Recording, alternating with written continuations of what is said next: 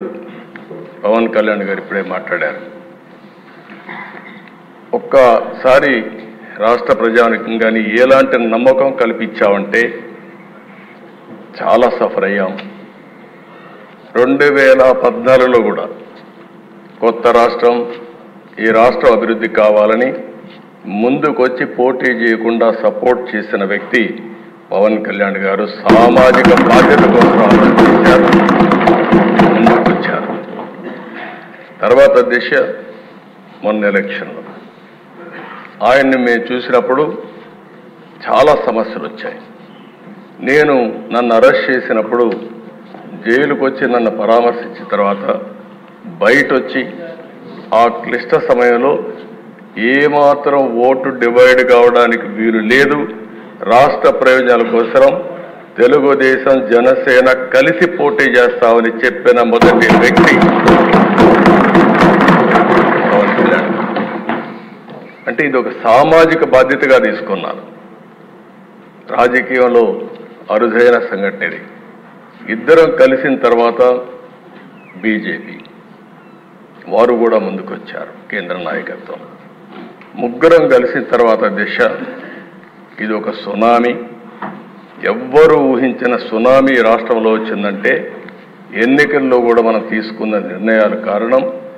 ఆ నిర్ణయాన్ని మళ్ళీ మనందరం కలిసి వారు ఒక మాట చెప్పారు, మనస్ఫూర్తిగా వినిపిస్తున్నా, ఈ రాష్ట్రాన్ని మళ్ళీ ఘాటిలో పెట్టి అన్ని విధాల అభివృద్ధి చేసే వరకు ఏమాత్రం ఆలోచించకుండా సమైక్యంగా ముందుకు పోవడానికి ఆలోచిస్తామని ఈ సభ ద్వారా రాష్ట్ర ప్రజానికానికి కూడా మేము ఒక హామీ ఇస్తున్నాం, చేస్తామని చెప్పి కూడా మీకు కూడా తెలియజేస్తాను.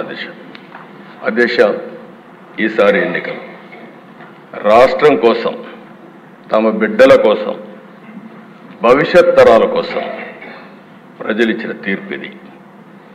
ఉపాధి కోసం వేరే రాష్ట్రాలకు వెళ్ళినటువంటి పేదవాళ్ళు వాళ్లే టిఫిన్ క్యారియర్ తీసుకొని వచ్చి ఓటేసి మళ్ళీ తిరిగి చెన్నైకో, హైదరాబాద్కో, బెంగళూరుకి వెళ్ళారు.